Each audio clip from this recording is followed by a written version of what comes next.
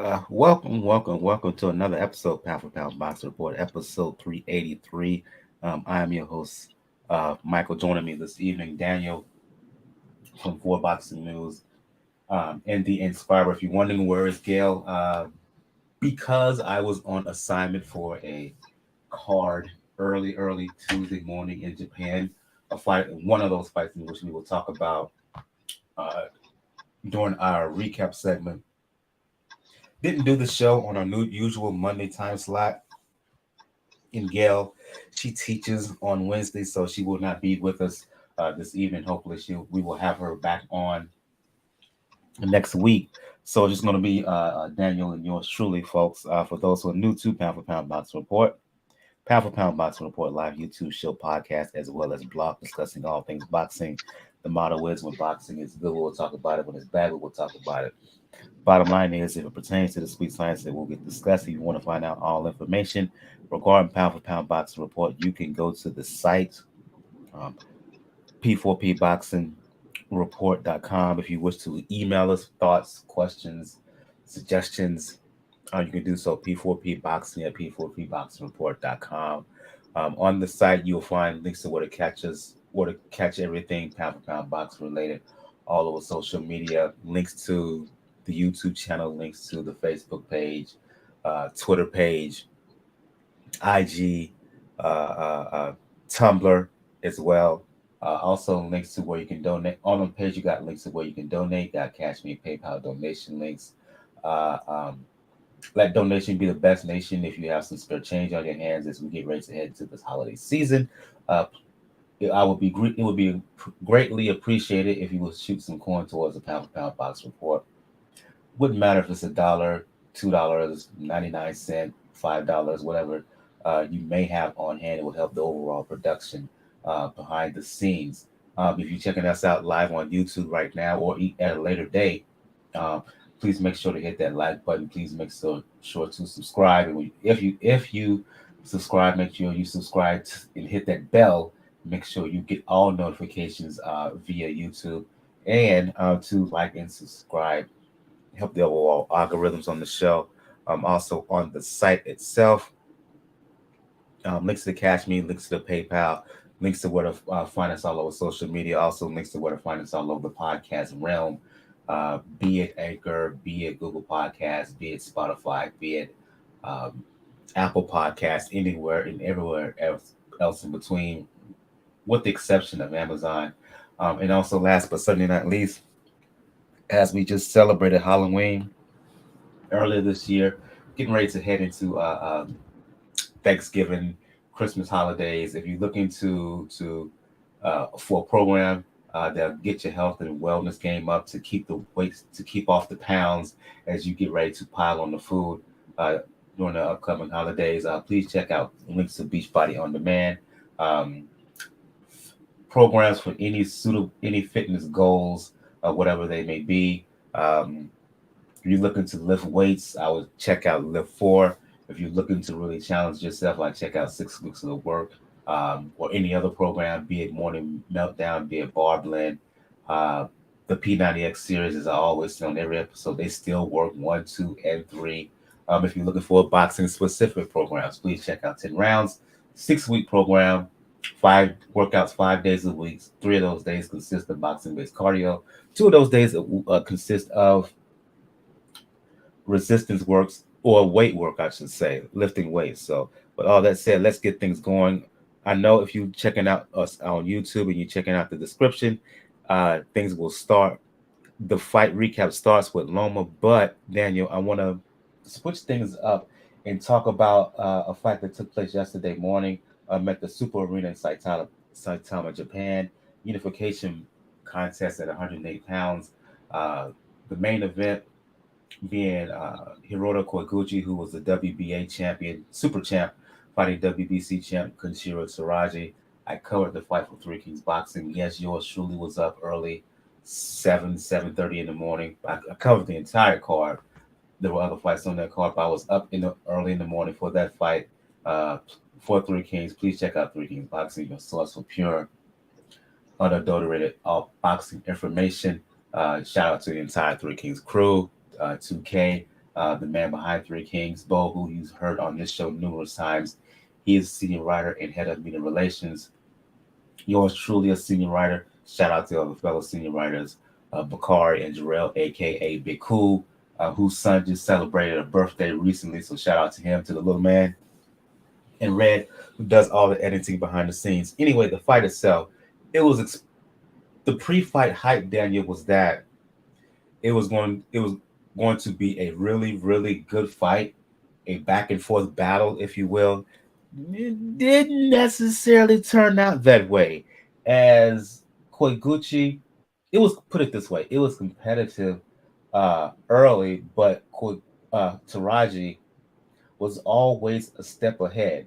And then in round five, he put Kyoguchi down on the seat of his pants with the right hand. Kyoguchi, to his credit, fought back hard and had Teraji reeling on the back foot at the end of the round, but Teraji picked it up, regained control in the sixth, in the seventh round, hurt Kyoguchi, in my opinion, early in that round. Kyoguchi never recovered, and then towards the end of the round, he clocked Kyoguchi, Teraji did, with a beautiful right hand that sent Kyoguchi reeling, falling back into the ropes. Obviously hurt. The referee stepped in and stopped the fight. Were you surprised at the relative ease in which Teraji got this win? Were you surprised at this at the stoppage? One, I was not surprised at the stoppage because even though the fight was pretty competitive, Kenshiro was beating the shit out of Kyoguchi, even though they were competitive throughout the fight. Because you mentioned he was one step ahead. He was able to counter better. He was able to move better. He was able to land better, and it just accumulated over time. Now, what I'm surprised, yes, is how easily Kenshiro made it look, and that takes into account the giant chip he's had on his shoulder for a bit. Ever since like he had lost, and then he came back. This was the statement fight. This was the fight to say, I'm not a fluke. I'm a real deal. You have to deal with me in the lower weight classes. Because we have to remember, this is rare for 108 pounds. They don't normally unify. But they were able to do this, and just the way that Kenshiro did it, and he did it with poise and ease. Other than that last part of the sixth round, where Kyoguchi came in and actually fought back fairly well, it was pretty much Kenshiro maintaining poise, maintaining control throughout. And that should tell you how lauded he was before and how much he's picked it up a little bit since. This isn't a loss that's going to hurt Kyoguchi a little bit because he's still one of the best fighters in that division. And it might be a situation where he might move up to 112, and that's going to present a little bit of challenges. But as far as 108 pound goes, it's Kenshiro's world right now.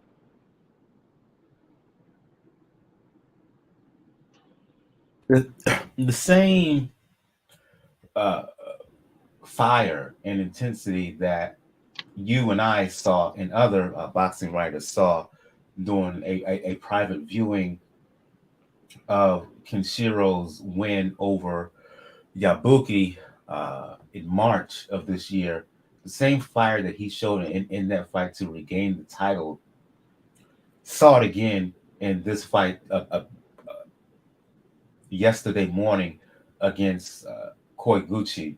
Um, he took control early. He took control early. He let it be known that he was boss, and he finished him out in an emphatic manner. Now, after the fight, the now unified champion Teraji said that he's very interested in a unification, and another unification bout with WBO champion Jonathan Gonzalez, who fought on the undercard. Gonzalez beat a local Japanese fighter by the name of Iwata, beat him by unanimous decision. Don't know if you saw that bout, Daniel, but uh, Teraji disclosed that he had a conversation with Gonzalez expressing interest in the fight in Japan later on this year.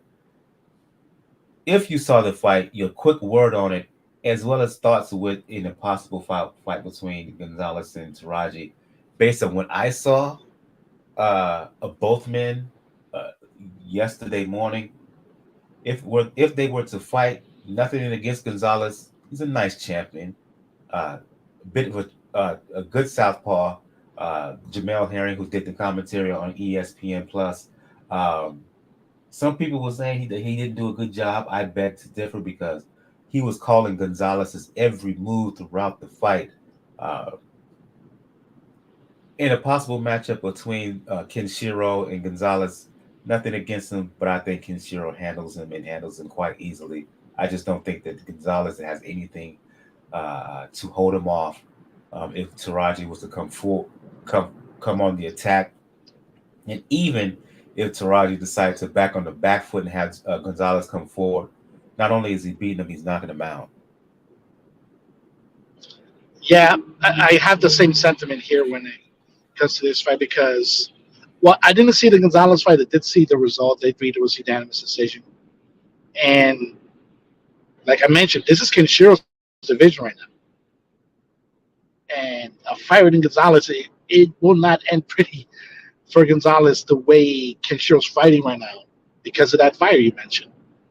Kenshiro before his loss was right on the cusp of probably being put in the same conversation, just as far as popularity in Japan, more than likely, and then starting the rest of the world with Inoue and Kazuto, Ayoka, and that loss did hamper him a bit, and he looks like he really wants to get put back into the conversation, and that spells bad news for Gonzalez. But if you're able to accumulate, if you try to establish undisputed at 108 pounds, that's a very, very hard feat to do in the four-belt era, just based on the fact of how guys quickly move in and out, and the fact that some guys just don't want to fight each other. And I welcome, like I said, if they make the fight, I welcome it. I feel sorry for Gonzalez, but at the same time, I welcome it. And if we can get this more, it just goes feeding into that good notion that we have here in the Pop Report that you got to pay attention to the little guys. We know the heavyweights, they catch the headlines, but sometimes the little guys are the ones to steal the show. When it comes to everybody's, fighter of the year, awards, Rio and Imagine on various websites and boxing pages and whatnot, Kenshiro his name will not be mentioned. Excuse me, even by a lot of hardcore folks, right? But there hasn't been too many more impressive fighters in the sport this year, right? Coming off of the upset loss last year, the way he dismantled Ibuki in the rematch, the way he dissected and took apart and finished off a well-respected two-division champion, undefeated, and Hiroto Kyoguchi. Teraji has been as good, as impressive as anybody in 2022.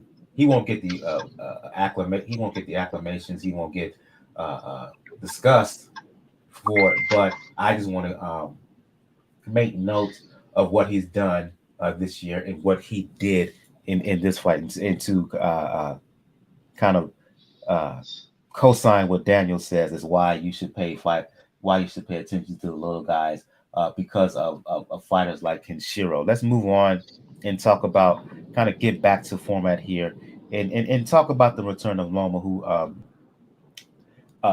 came back to the ring, made his return to the ring. Everybody knows the story, why he was away, why he took that hiatus. He's now back. Goal to become undisputed champion. Step one was a fight against Jamaine Ortiz at the MSG Theater in New York. It was covered. It was on ESPN Plus. Not the Loma we're used to seeing, and I'm not saying in a good way, right? He struggled. He had difficulty getting to Ortiz, particularly in the early rounds. Jamaine Ortiz, hardcore fans remember, Last time out, he fought Jamel Herring, defeated him. Herring subsequently decided to retire. Ortiz used his athleticism, his youth, his speed, and his size. He looked a full division bigger than Loma in the ring on the night and made it problematic for Loma. Couldn't get to him. Loma couldn't create the normal angles that he's used to creating. He often leaves guys bewildered from a mental standpoint. That was not the case in this fight all night long. He was made to work, and this may be blasphemous for some, but on my personal scorecard, I had Ortiz winning by 2 points. All right?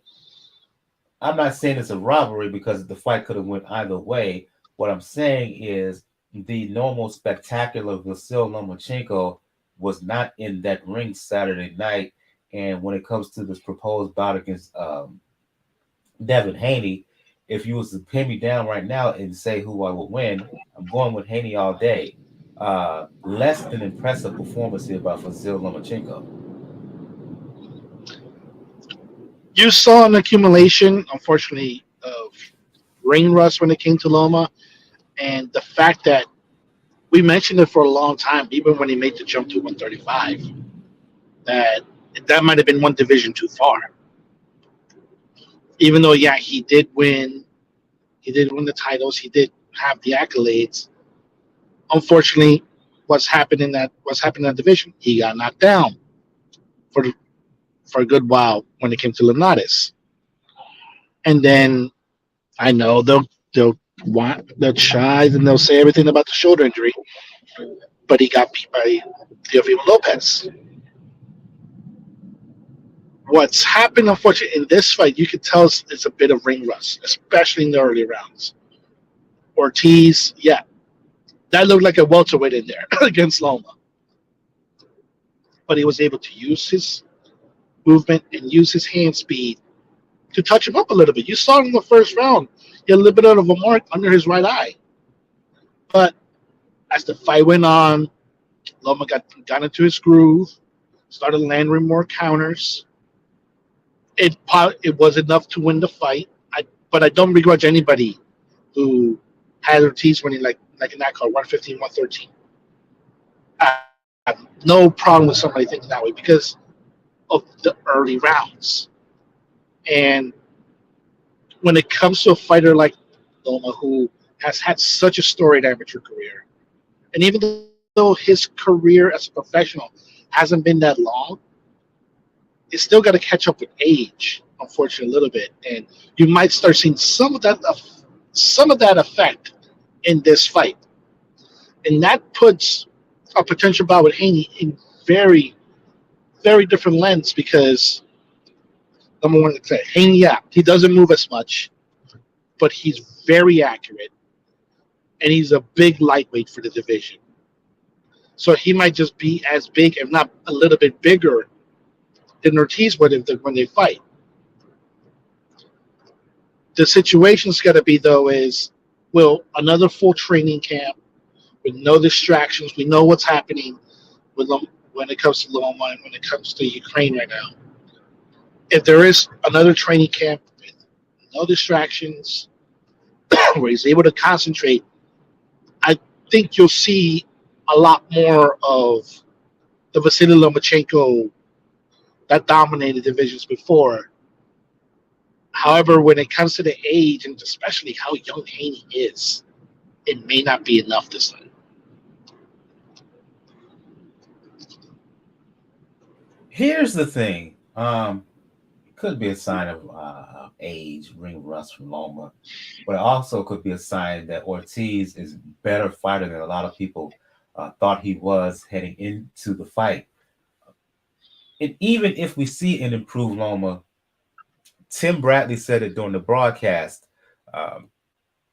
that if you can stop Lomachenko's ability to create angles, you stand a far better chance of beating him.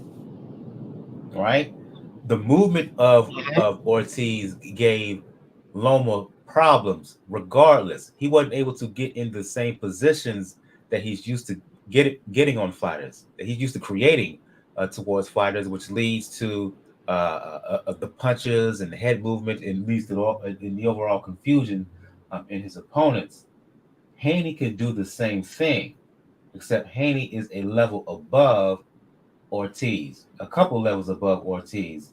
Um, Punches cleaner, more disciplined, and the inexperience in this fight that Ortiz showed in the later rounds, in which he got tired.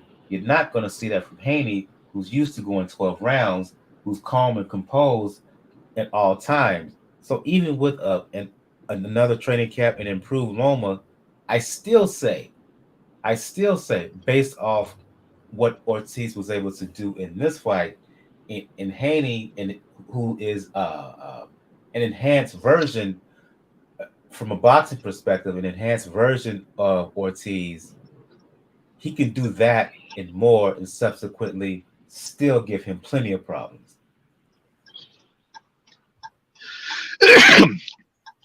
Yeah, I agree in that sense. In this, thank you. And that's one of the things I agree. This is a case where you're seeing probably the division passing by, because you have to remember, not only is Haiti there, obviously he's undisputed, he's the champion, but Shakur is there now too. Yeah. And we know that's the fight that Top Rank has wanted to make. If we're really going to be honest here, Shakur's kind of a better boxer than Haney. We're going to keep it a buck. Yep. The main knock, unfortunately, with Shakur is that he does tend to fight to the level of his opponent at times. But if you have somebody like that, if you have against a Lomachenko, then he'll bring out the best in Shakur, which in this case, yeah, it could be enough to overtake Loma. Like I said, that's not blasphemy, folks. I know people in the pound for pound list will say, no, Loma's this, Loma's that. At the end of the day, Father Time catches up with everybody. And Loma, like I said, he's had a long, very long amateur career. That adds wear and tear in your body. It's one of the reasons why a lot of fighters that have those long records, they do fairly well start in the pros, but then the rust and then the wear and tear goes in longer than other fighters that haven't had that. So this could be the case where it's finally been catching up. Now, at the end of the day, because we did see in the post-fight press conference, they're already sowing the seeds.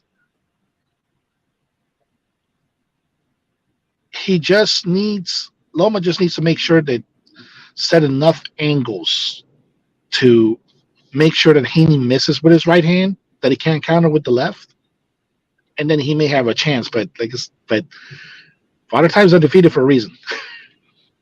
Yeah, and we'll see. First of all, let's hope the fight gets made. Haney was in attendance for Lomachenko's fight with Ortiz. He said that he's here, and he's here for a reason, and that is to do whatever that needs to be done to make a fight with Loma. So let's hope the fight gets made first and foremost. And let's see what Lomachenko does. Any significant improvements with more time in the ring, working some of the kinks out, getting some of the ring rust off. We'll see what will happen in what many people expect to be a fight with Haney first quarter of 2022. Let's move on here. Let's move from MSG. Let's move from New York to London and talk about the return of Katie Taylor. We remember what happened with her last time, the epic split decision win against Amanda Serrano. She made her triumphant return to fight mandatory challenger Karen Cruz Carvajal at the O2. And, easy work relative for Taylor. She did what she has to do. Taylor does what she does. Too intelligent, too smart, too fast, and too quick for Carvajal. Carvajal was tough. She has a decent beard, but we felt that Katie Taylor was the superior fight heading in, and she proved it on the night. The main question for me is, will we see a rematch with Amanda Serrano? It's the fight. It is the fight that the folks want. Taylor wants it in her home country of Ireland. I think it's at Crohn's Park, I believe it is. Will we see it? Will we see Eddie Hearn and the certain YouTuber Paul get over their issues because there's a lawsuit right now. Uh, can these two promoters come together and make this rematch happen?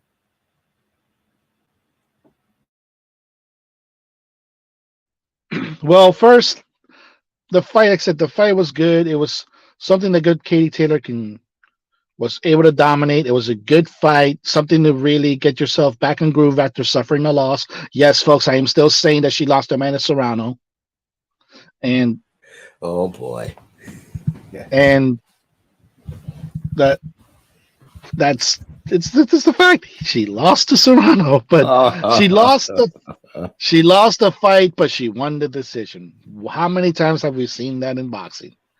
But the main thing when it comes to this fight is they probably need to see it because we need to. I know we didn't discuss it. I know it's not in the docket, but we're probably going to have to see the pay per view numbers for whatever that was against Anderson Silva, and to see if the money draw is That there. gives no credit to a dude who defeats a 47-year-old man who's way past his prime, and not even a real boxer, not even a regular boxer himself. Hmm.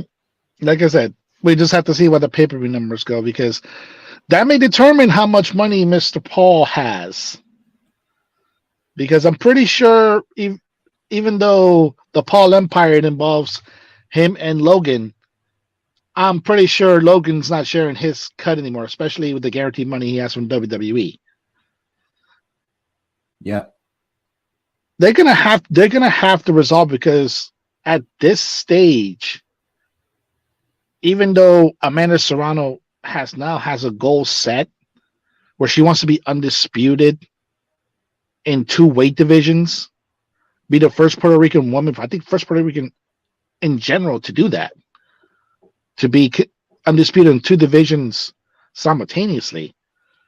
But the question's always going to be asked: when are you gonna rematch Katie? Same thing. When Katie gets asked, when are you gonna rematch Amanda? Because we saw the potential of that fight. That fight, it wasn't anything else. That fight sold out Madison Square Garden, and you're not telling me it's not gonna sell out that arena in Ireland? No, that thing's gonna be packed. The main question is going to be though is, yeah, can Eddie Hearn and Jake Paul get over their legal situation? Because I know, yeah, it's a defamation suit, but it probably depends how much money Jake Paul has and how much money he's willing to let go of to make the fight happen. Because unfortunately, since Amanda lost the decision, she does have to placate to Katie when it comes to the business side, and that makes it a little more difficult, but it has to get done. It doesn't matter if it's a middle next year or late next year. It has to be done because at the end of the day, right now, as far as those weight divisions in women's boxing, that's the biggest fight to make.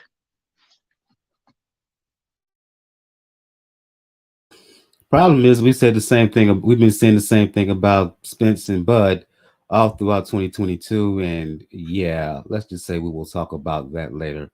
Fingers crossed, however, um, that we see a rematch between Taylor and Serrano, and a little bit of slight correction in terms of your early something you said in your earlier analysis. Serrano's attempting to become the first, but uh, given what will happen in Dubai, that will not happen.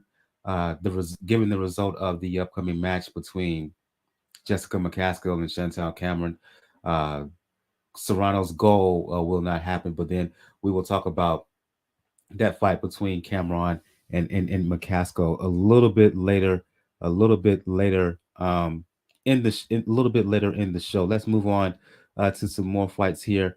And under the radar, there was a Golden Boy card that took place in Southern California as former 130-pound champion JoJo Diaz fighting young lightweight upstart William Zepeda. And yeah, when we talk 135, we talk the big four, right? but there are some young fighters on the rise here, and you have to put Zepeda in that category because it wasn't as if JoJo Diaz fought a terrible fight, Daniel. It's just that he had nothing. I mean, absolutely nothing to hold Zepeda off. Zepeda was in his face, punches and bunches, um, all night long. He has good power, and the few times that, and whenever JoJo Diaz cracked this dude, he ate through the punches like Pac-Man. Um,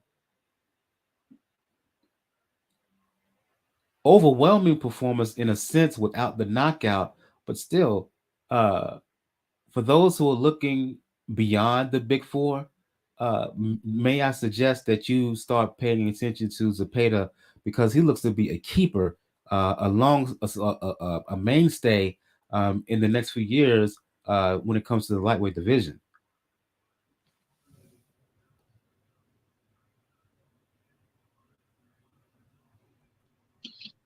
All right, yeah. Sorry about that, folks. My browser froze on me. But this fight, I felt bad because I'm a fan of JoJo. Like, I like his story. I like how he was able to come up, how he beat Farmer to win the title. But at the end of the day, he literally had nothing to counter Zepeda's not only speed but just the activity that he had. I mean, Zepeda set a CompuBox record for lightweight, and His even conditioning is though, nuts. yep, even though JoJo hung in good, there was never a situation where you say that JoJo was completely rocked and out of his step. But the problem is, it's the same situation. You can step one weight division too far, and lightweight seems to be that division for JoJo. But the fact is that this is one of the good things that Golden Boy does. They put him in slowly, and they put him in against good opponents that are tough. And Zepeda, yeah, he's gonna be right now on the fringes of being a contender in the lightweight division, and it doesn't look like he has any issues making weight. It definitely looks like he doesn't have any issues going rounds, and stamina does not seem to be an issue. So this is going to be a very interesting situation that's going to happen. However, the situation's handled between Loma, Haney, and Shakur, whatever that turns out, whoever fights in those may probably in the next year, maybe late next year, may have to wind up having to face one of Zepeda, and that's going to be a very interesting fight because you're talking about good quality boxers that have good footwork, great countering, good ring generalship, facing a literal buzzsaw, somebody that just doesn't stop punching, and not only does stop punching, he does it responsibly. He doesn't do it recklessly. That's the main thing that impressed me about Zepeda. So, yeah, we're gonna have to keep an eye on because Zepeda might actually be a dark horse in 2023. I do. I co-host uh, um, a Twitter space for Three Kings Boxing, usually every Sunday, right? And in talking about this fight with Bo, who I mentioned has been on this show numerous times, he's head of media relations for Three Kings. A fight that I propose as a potential match moving forward because Haney's going to be busy for a while, given talks of him fighting Loma early next year. A fight I propose is a fight between Zepeda and a guy who's also on the rise, who's becoming very popular, particularly among hardcore heads, Pitbull Cruz. Bo said that Zepeda would go who would wipe the floor with Pitbull Cruz. What say you? Oh, that's tantalizing. That is tantalizing because Cruz will throw as good as he takes it. And he's a stocky guy at lightweight. It almost looks like he has no neck sometimes. But that may actually be an interesting fight to make. But unfortunately, except we may run into the same issues that you ran into when you try to make the fight with Ryan Garcia, which is the promotional game. We know Isaac Cruz is aligned more with PBC. Obviously, Zepeda's right in with Golden Boy. And unfortunately, Oscar and Al, them doing business together is like pulling teeth. So while it is a tantalizing fight to make, it is a good fight to make when you're staying busy. I unfortunately don't see it happening. Fair enough. Fair enough. Another fight I would like for him to see Zepeda in there with is it will not. It probably will not happen because of the guy standing. But Gustavo Limos is a number one contender by the IBF. Very much like Zepeda, he's a guy who likes to really, really come forward, overwhelm guys with pressure and physicality.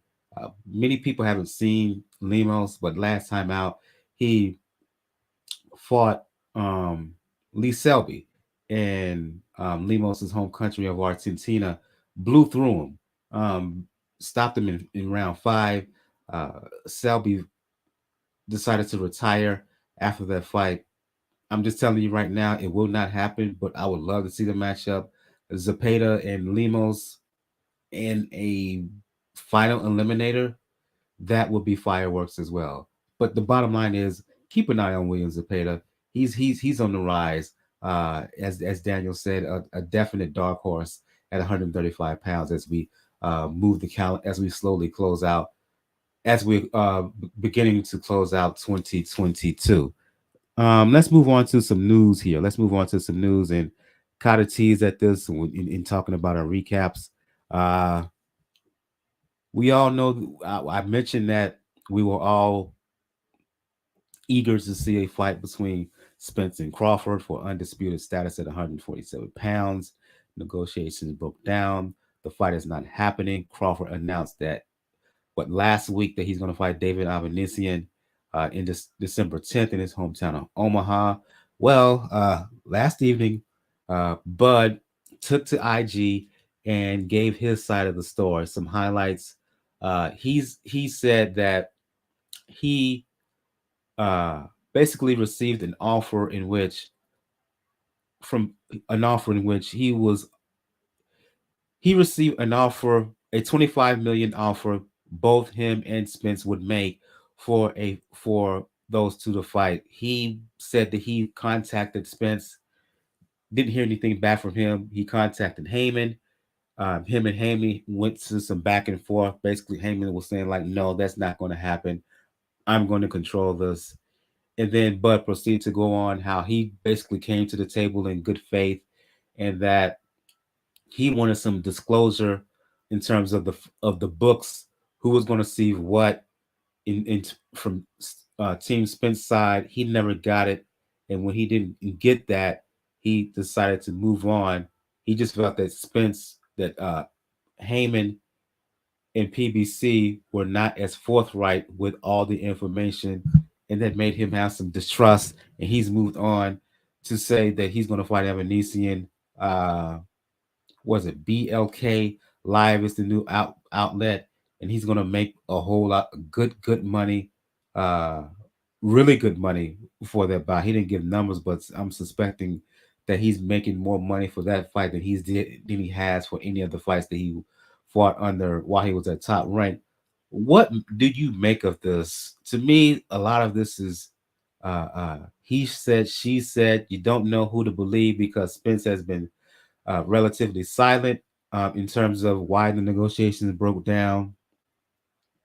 A lot of people, before this video popped up of Crawford, a lot of people put the bulk of the blame on him. Do you think he changed hearts and minds in the aftermath of this video and him giving his side of the story, Daniel? He might change some, but in turn, he probably dimmed the prospects of the fight even happening at all. Because I didn't see the full video, but I saw somebody that transcribed it. And BLK Prime It could be another Daniel Kinahan money laundering scheme, but they're throwing money around. Apparently, they threw a good amount of money at Adrian Broner recently, so that's going to be a sight to see. But when it comes to Bud, the situation, and one of the reasons why he ultimately wound up leaving Top Rank was he felt that he was worth more than what the promoters were willing to give him. And according to him, this we have to mention, according to him, there was investment money that could have been put in, which would have guaranteed $25 million to each, to both Bud and Spence. And yeah, that's a good amount of money. That's pretty close if you're not already knocking the door of Canelo money right now. But according to Bud, Al Heyman put the kibosh to that, saying that he doesn't want anybody else touching the fight. I get what he was trying to do, but to your point, this kind of why would Heyman, why would Spence come to the negotiation table to try to make this fight again when Bud has basically tried to put them on blast? To me, that hurts the chances of the fight ever happening.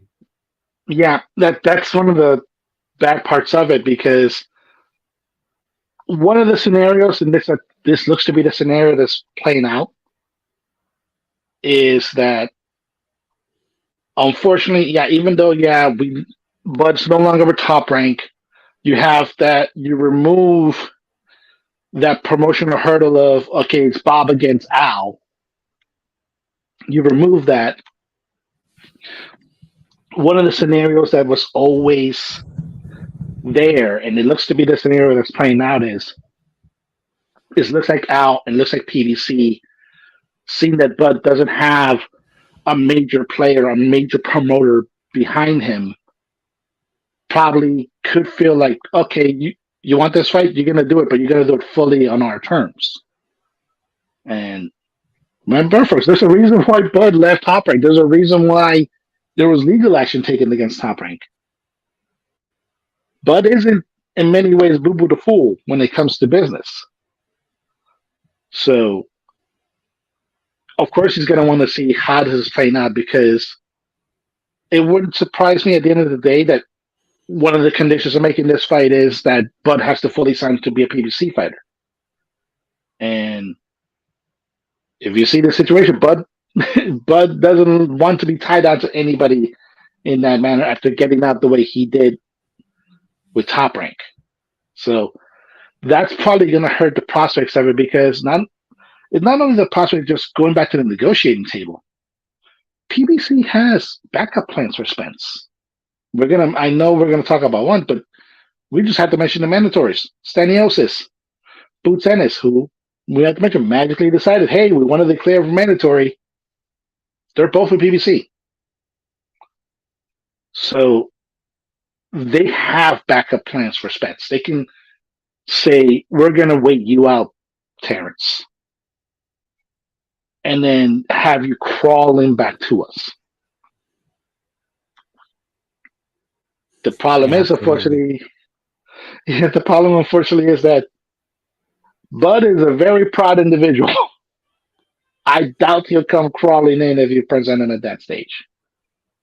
Yeah, options are surely there for Spencer. We're going to talk about that very, very shortly.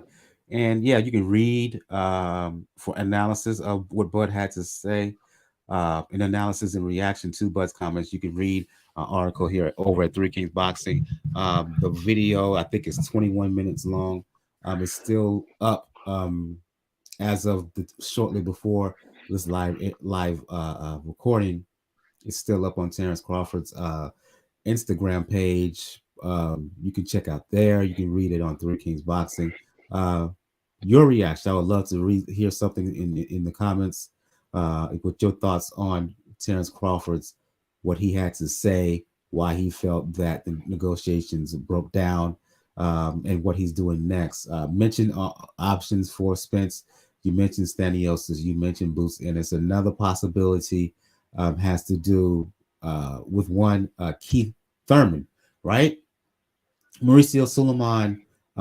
You can also check out the story on 3kingsboxing.com. Mauricio Suleiman in the past few days has said that at the WBC convention coming up the beginning of next week, that it's more than likely that Thurman is going to be named mandatory contender for the by the WBC at 147 pounds, right? Well, there's word on the street, rumor mill, is that negotiations are happening for a fight between Spence and Thurman. December 17th is a possible date, is a likely date. Fight happening at AT&T Stadium in Arlington, where the Cowboys play, and the timeline kind of makes sense. Thurman has been chirping that he wants a fight with Spence after years of acting like he didn't exist, turning his nose at the possibility of the fight. And on the weekend of the 17th, guess what? The Cowboys, they're playing a road game. So from a logistical perspective, it would make sense. Thoughts on the fact that, thoughts on the rumors, I should say, that Spence Crawford, we're finally going to see that fight happen. We may see that fight happen. Oh man, this is actually a bit amusing in a way, because not only do you go back to how Thurman acted when Spence was going to come up and he had titles, it brings me back to the situation that Keith Thurman found himself in against Paulie Malignaggi. Remember, for a good bit, Paulie Malignaggi did hold the WBA welterweight title, and I forgot what press conference it was. I think it was it against Sean Porter? I forgot, but it was a fight that Malignaggi won. I don't think it was Porter, or it was against Judah, where you had a press conference and a young Keith Thurman was at that press conference yelling at Malignaggi, saying, "You better not duck me." Fast forward into that, Spence doing that to Keith doing exactly what Malignaggi did, just kind of ignoring it. But now he finds himself in this favored position because, yeah, he's won some fights after coming back, but at the end of the day, WBC plays as many games as they can, and Keith, for like or not, he is one of Al's favorites when it comes to fighters. So we definitely can see how that situation came up, and it actually would be an interesting test. Even the Keith Thurman at this stage of his career would be an interesting test for Spence, especially after the accident, because we saw what he did when they came to Ugas. Now we got to see how he does against Thurman, because they're not going to get younger. If it's not Bud, Staniosis is right there. Boots Ennis is right there. And if they really want to get froggy, Virgil Ortiz is right there. So there's few options to have, but it's a decent fight to make. It'll fill up at least half of Jerry World, and it'll still keep the ball rolling on this situation, because what is that? Wouldn't that be a week after Bud's fight? The proposal for this? Yeah. So like I said, it'll keep the conversation going, even though, like I said, the situation may be a burned bridge at this point. I mean, like I said, this is all rumors at this point. Nothing is official.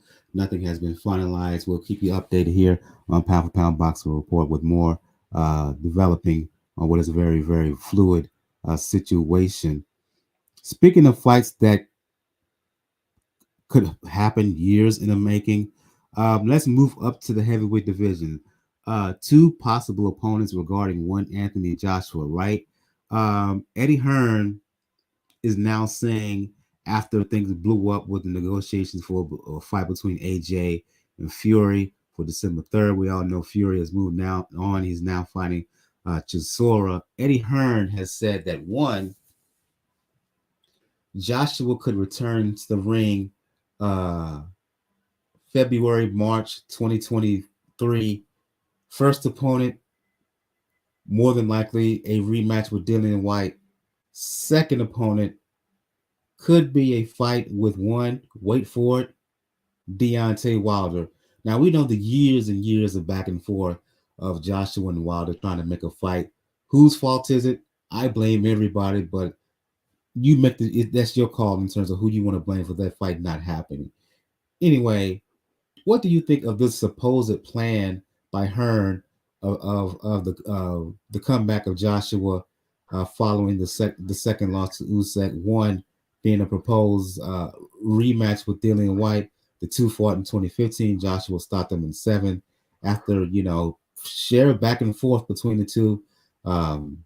White hurting Joshua early in that fight, but anyway, possible fight rematch against Dillian White, followed by a fight with Deontay Wilder. Are you buying it? Honestly, no. No, because for a lot of different reasons. One, we're going to see how mentally prepared Joshua is in the Dillian White fight because, like you mentioned, 2015, after a lot of chirping, I still remember how Joshua went to the corner after the second round after those body shots from Dillian White. That's the most he was hurt up to the Klitschko fight. And now you got to see how both of these guys come in. Both are coming from really decent, really bad losses in a way. Obviously, we know what Fury did to Dillian White, and unfortunately, we know how Joshua reacted after losing to Usyk again. So it's a nice, probably way to reestablish, but here's the situation when it comes to Deontay. There's a realistic chance that by the time they want to make this fight, somehow, some way, because of WBC machinations once again, Wilder may find himself again being the mandatory for Fury. And as foolhardy as it is at this point for Deontay Wilder to try to fight Fury once again, it might be the better fight for him to make. Oh man, who want to see that? I don't want to see them fight a fourth time. No. Oh no, I agree. We all know who's going to win that fight. Short of a knockout, we all know who's going to win that fight. But at this stage right now, we saw Deontay knock out Helenius like we all knew he would. And now you have a situation where it's probably going to be him versus Daniel Ruiz, and it'll probably be an eliminator for number one contendership for the WBC.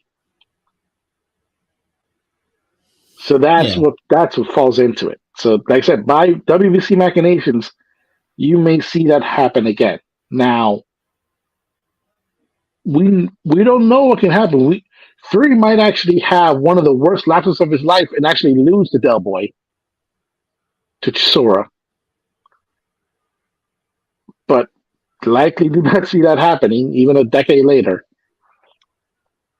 So that's probably what's facing into it. And there's also the chance also that Fury does retire. And if he does retire and actually frees up the WBC belt, you might see the fight with Andy Ruiz actually be for the WBC title. And Wilder becomes champion again. At this stage, Deontay's smart enough to know who to go after, even if he loses. He'll go after Usyk. And at that stage, that may leave Fortunately, Anthony Joshua without a dance partner, unless they decide to pair him up against one Joe Joyce, which I would not advise at this stage of Joshua's career. But like I said, I don't buy that hype happening unless a lot of different pieces suddenly disappear. We'll see where this goes. We'll see what develops of this. Is Hearn blowing smoke? Is he just throwing out there hoping that something sticks? We'll keep you again, just like the situation with Spence and Thurman, the situation with regarding the immediate future of Anthony Joshua. We'll definitely keep you updated on again a very very fluid situation and an emerging story. One more fight. I didn't put this in the docket, Daniel. Last week you had the WBO convention, right? And a fight that is now confirmed and has been approved is a unification match between Kazuta Ioka, who's WBO champion at 115, and Joshua Franco, who is WBA regular champ at 115. Fight's going to happen December 31 over in Tokyo. It's hard. A lot of hardcore heads know who follow the lower weight ranks. There's usually one or more of the Japanese world champions who engage in a big bout over there in that country at the end of the year. It looks like Ioka's turn. It's going to fight Franco on New Year's Eve. Quick thoughts on that? That's going to be fun. That's going to be fun because that's been in the grapevine for a little bit. And what's interesting is with Franco, we know he has a little bit of a chip on his shoulder because little brother Bam, they take a good amount of the spotlight with the year he's had, even though he's going back down to 112. Quick update on Bam. I didn't put this in the docket. Jesse Bam Rodriguez, who's the younger brother, former WBC champion at 115 pounds. He's made his decision to move down to 112. And at that same WBO convention, it was approved that he's going to fight for vacant WBO flyweight belt. That WBO flyweight belt was held by Junto Nakatani, who fought on the undercard of Teraji and Kyoguchi. Tough win over Francisco Rodriguez Jr. Disregard the scorecards for those who may check the result out on BoxRec. I was there. I wrote about it for Three Kings. Dare I say, Daniel, that Nakatani was given the roughest fight, the toughest fight of his career. Rodriguez made him work. But anyway, Nakatani, he's vacating the WBO flyweight belt. He's moving up to 115. And Bam Rodriguez is moving down from 15 to 12, is going to fight for that now vacant WBO belt at 112. Go on. Yeah. So like you still see the machination, but Bam, the year he's had, like I said, took a good amount of spotlight in the 115-pound division. And so now it's Joshua's time to step up. He's like I mentioned, he's a really good fighter. We know the fights he's had with the Maloney brothers. So you know what he has on the table. You know what he can bring. And there's still Kazuto's technically, I would call it a revenge tour against the Japanese boxing board. So this is going to be a very fun and very interesting fight. We know New Year's Eve fight is one of the special days for Japanese boxing fans to have. And if you're going to be a headliner in that fight, it shows that you're standing this in that country. So good on Kazuto in getting that. But it's going to be an interesting fight when it comes to Franco because we know Kazuto has his eyes on the rest of the division. Hopefully, it's not too clouded. It's not clouding his thoughts because Franco has already proven that if you're already looking ahead, he'll catch you sleeping. So good on that. Let's hopefully we have a really good fight from it. And Maybe an interesting press conference afterwards. Indeed. Let's move on and talk about some fights here. I think we're going to split these fights up because I don't want to run. I don't want to run. I don't want to run too long. We're at the hour mark here. I want to. I don't want to run that far past an hour. I'm trying to get this done in under 90 minutes. Right. Let's split these fights up. Card happening. Triple header happening in Abu Dhabi. Headlined by Bivol and Zerto Ramirez. But let's start with the junior lightweight division first. Joe Cordina was stripped of the IBF belt. You're going to have a fight between a guy by the name of Rakhimov and Zelfa Barrett. Your thoughts on this bout? Personally, I can't get a good reading on how good Barrett is. Rakhimov, I've seen him fight before. I'm like, Daniel. And for me, these two are fighting for the vacant IBF belt, but I don't think either one of these guys are better than the guy who was stripped, Joe Cordina. But this fight is happening. Yeah, one of the bad things about the IBF, they stripped them, and you have the contenders who they have. It's very hard to find footage on these guys. I may actually have to go to Daily Motion and Vimeo to find it. But you can find videos of both guys on YouTube. Okay, because I didn't find them last time. Okay, you may have to send me the links then. But yeah, it's kind of a meh fight. It's kind of the weird things that the IBF does a couple of times. They're quick to strip people for a variety of reasons. But it's a filler. It is what is there. It's kind of the same thing for me. It's kind of meh. I'll take the second fight here if you want to chime in by all means. 2022 in many ways has been the year of the women, of the ladies in boxing. Right, just a few weeks ago, we had a latest round of Ladies Love Boxing series. You can please check that out. You can go to YouTube, Pound for Pound Box Report YouTube channel, and check that out with Gail, with Sadet in the ring with Christine Wright. Earlier we talked about Katie Taylor's return to the ring, and we all remember her epic fight. Remember the Clarissa Shields epic fight, where another really, really good contest is happening on this card in Abu Dhabi. These three fights, by the way, are going to be on DAZN, live on DAZN Saturday afternoon. And that is an interesting Jessica McCaskill, who's undisputed welterweight champion.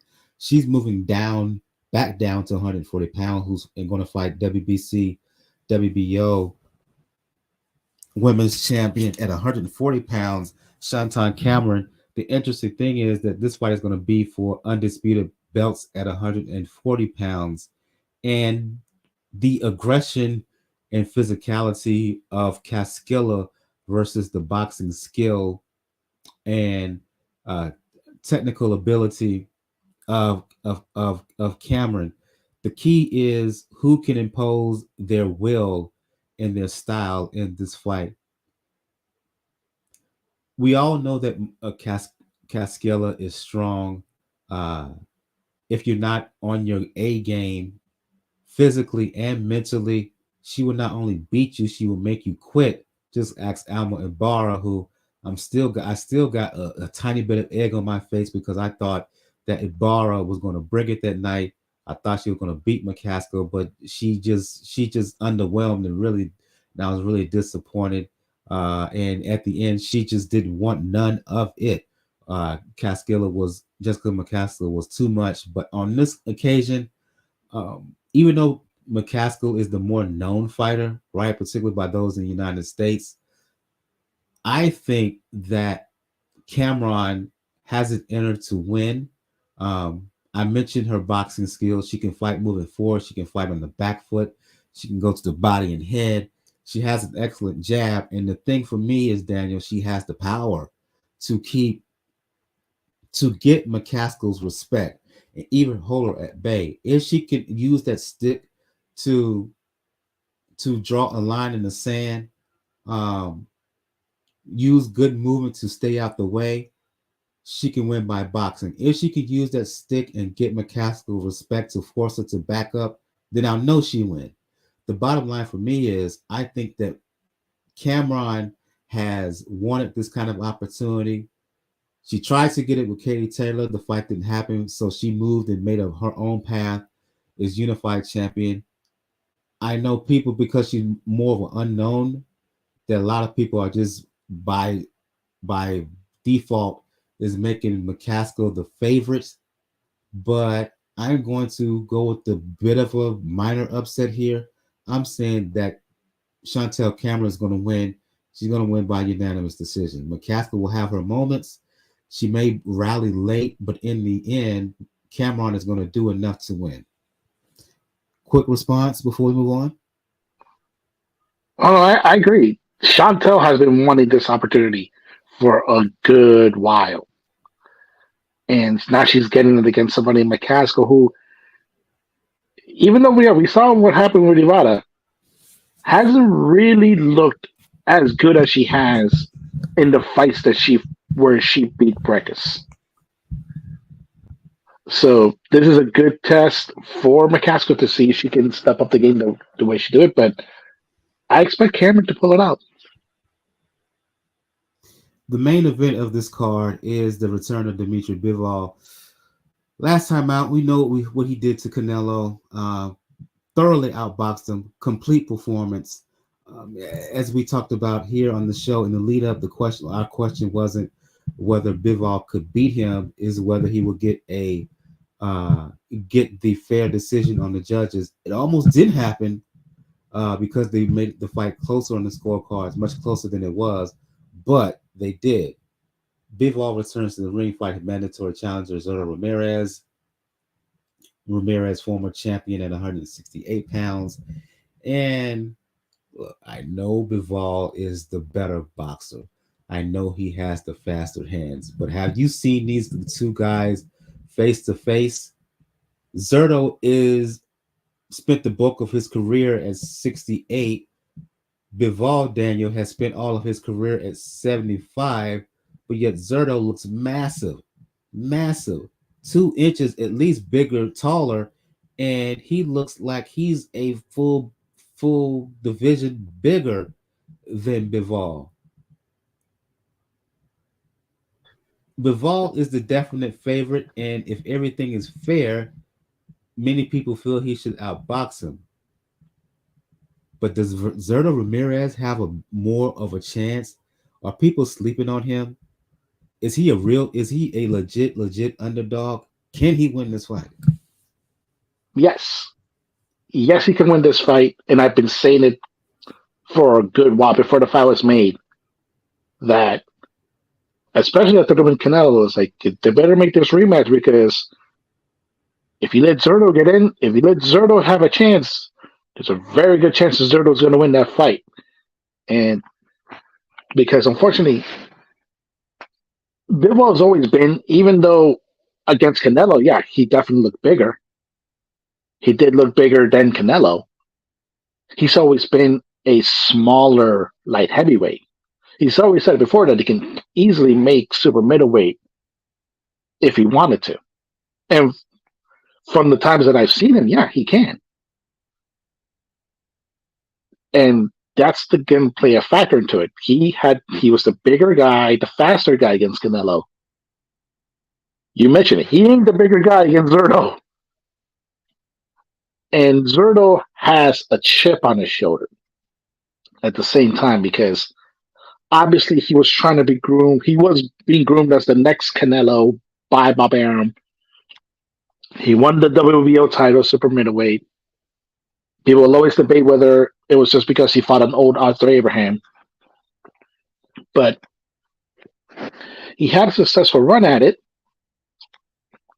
Decided to strike out on his own, but ultimately wound up with Golden Boy. And there presents a situation where you have a promoter in Oscar De La Hoya who's motivated to try to make this guy the next Canelo, or be comparable in popularity to Canelo in some respects. You have Zerto, who knows he has a boxing ability to gain that popularity. And the fact of the matter is that, yeah, he has longer reach. He is definitely bigger, and one of the most underrated things about Zerto, he loves landing to the body. If he sees an opening, he'll land it. Right. And that's the thing with Bivol. Bivol can be hurt. Joe Smith has shown that he can be hurt. And could you imagine that the body attack by Zerto and then landing a headshot clean? This is going to be probably a more difficult fight for Bivol than people are giving credit for. Yeah. There's going to, as far as boxing skill, yeah, Bivol should be the favorite in that sense. Bivol's still going to be the faster guy, the smaller guy. He's going to face a familiar situation that he's faced before. But compared to somebody like, for example, I mentioned Joe Smith. Joe Smith was a puncher. We know that the only shot he had was just landing the perfect punch, and he almost did. He almost did against Bivol. Now you have somebody in Zerto who is more classically trained, is more classically motor when it comes to being a boxer. And mentioned, he has motivation. And unfortunately with Bivol, even though he's had the biggest win of his career in beating Canelo. Unfortunately, after you do that, there's not much to look after because Berterbiev's busy, and now you're going to be facing somebody that's motivated, that wants to get that division, and not to mention, depending upon the moves that happens into this, Canelo might be lurking, wanting to be the A side again, and if he loses, he's going to probably have to be the A side again because he's probably going to have to go down to 168 to do it. I don't want to see that rematch between Canelo and Bivol because I don't think Canelo's going to beat him again. I'd rather see Bivol, should he win, go for a fight with Berterbiev. That's the fight I want to see. That is the fight for me at 175 pounds, excuse me. Yeah. So no, I don't want to see that. But yeah, interesting fight for sure between Bivol and Zerto Ramirez. Last fight we're going to talk about before we close things off here. Oh gosh, I'm gonna try to pronounce his name. Be fair with me. Be kind with me on this one. And that is David Morrell, slept on guy who's not getting enough attention at 168 pounds, right? Has a belt, WBA regular belt, making a mandatory defense against a guy by the name of Yerbossynuly. I've seen Yerbossynuly on video, and no diss, right? No diss. I don't want to disrespect the guy, but having watched Morrell in the last few outings, if he's on his game, if he's the fighter I think he is, I believe he handles Yerbossynuly. Not only does he beat him, he should really impress in this fight. There's talk of him, Morrell, fighting David Benavidez at some point early 2023. It would behoove him to win looking very good.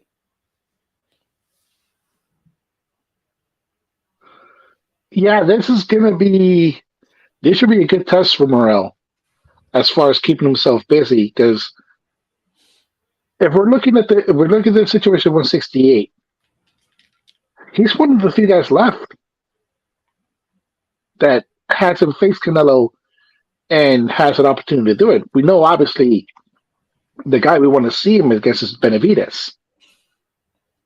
But if Benavidez gets busy, and let's say he actually decides to fight Caleb Plant, and they both actually get to fight him. Like I said, if it happens, Morrell's right there, and Morrell's, like I said, one of the last guys left at 168 that you actually can see it. Because after that, who's left for Canelo? John Ryder? I don't want to see that. Especially after as sad as it was, he didn't beat Daniel Jacobs, and we already seen Jacobs and Canelo.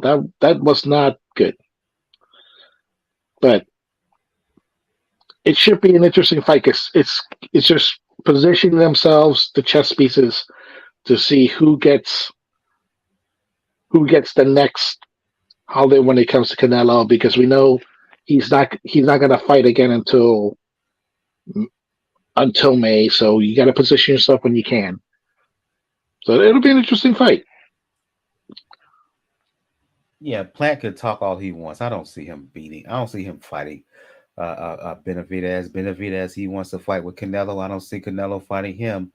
So with Morrell defending his title this weekend, him and Benavidez has talked about fighting each other, wanting to fight each other. That's the fight I see moving forward in the division. It sucks because there are better fights out there.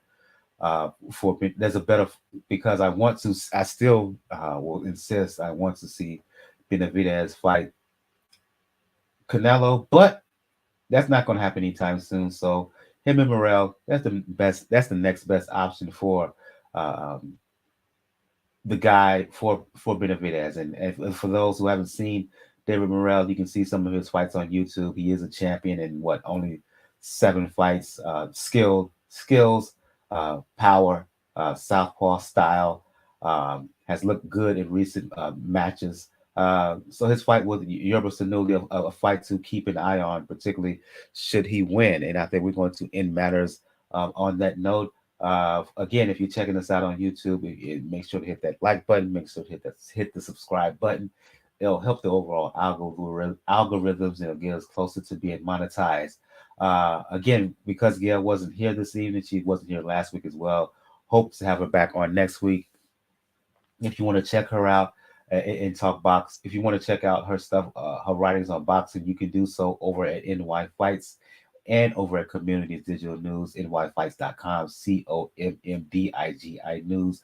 If you want to chop it up with her about the sweet science or about media, you can check her stuff. You can check her out on Twitter and IG, PR Pro San Diego. I'll go to you, Daniel, for those who want to talk boxing, for those who want to talk pro wrestling, for those who want to talk the NBA, especially when it concerns the Miami Heat. Daniel from 4 Boxing News and the Inscriber, tell the folks how to hit you up. Yeah, you can follow me. Well, we still can on Twitter, folks. Rawkers99, RAWKZ99. Definitely catch me out there. Tyler Hero pulled up, nice victory. Did nice 3-pointer last second, getting the victory for Miami at home. And they beat Golden State. They beat well, right? They beat the Warriors, and tonight they beat the Kings. So, and those were interesting because I think they lost. Yeah, they did lose to the Kings and the Warriors when they were last week when they were in the West Coast trip. So that was a good home game. And if folks, I think it's safe to say, folks, that CM Punk ain't coming back to AEW considering what happened at Dynamite tonight. Oh dear, you have to tell me what happened. For those who want to, you have to tell me after the show, after we sign off. For those who want to talk boxing, music, fitness, you know what it is with me on Twitter, Brother JR at Brother JR76. If you want to talk boxing, music, fitness, and fragrance, you know what it is with me on IG, Brother JRSC, and on the fragrance tip. Fingers crossed, I'm getting something really, really special coming in the mail. It's scheduled to arrive tomorrow, and I may post it up on IG for those who check me out in some of my fragrance posts there. As I said earlier in the show, if you want to check out all things pound for pound boxing report, you can do so. Hit the site p4pboxreport.com. If you wish to email us again, you can do so. p4pboxing at p4pboxreport.com. p4pboxing at p4pboxingreport.com.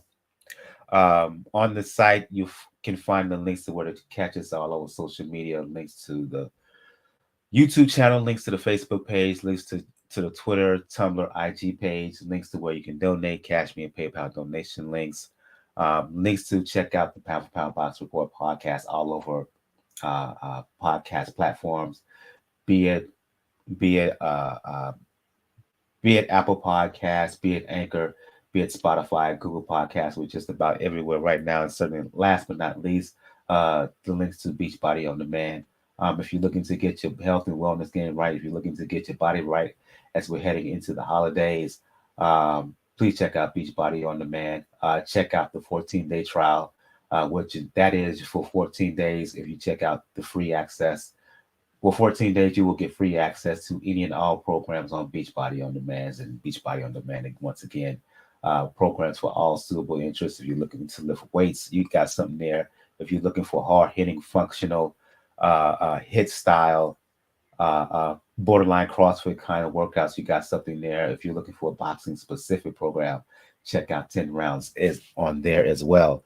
On the next episode, we will do a recap of Bivol and Zerto Ramirez. We will do a recap of Chantelle Cameron and Jessica McCaskill for undisputed status at 140 pounds. We will do a recap of Rakhimov and Zelfa Barrett for the vacant IBF title at 130 pounds. Do a recap of Morrell and Yerbossynuly.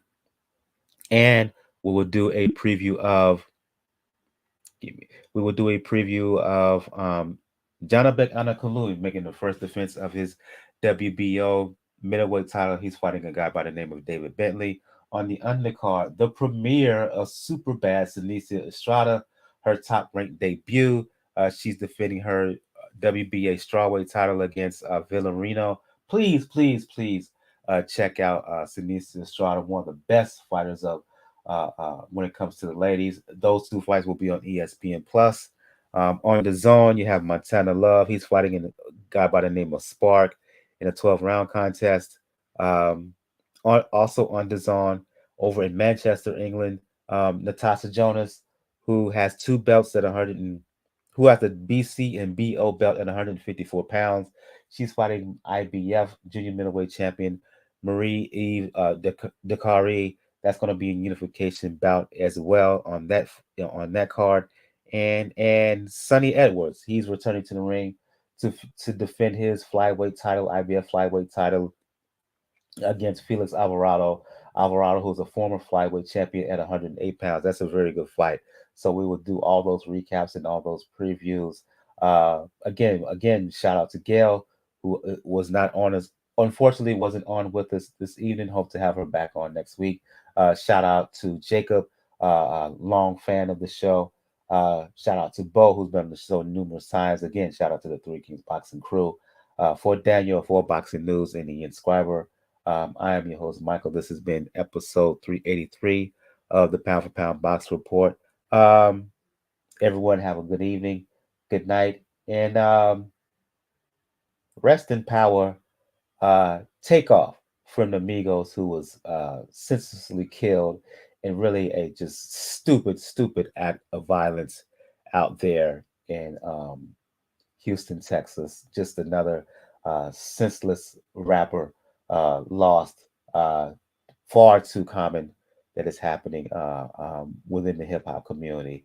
Again, condolences to the families and family, friends, and loved one of Takeoff from the Migos.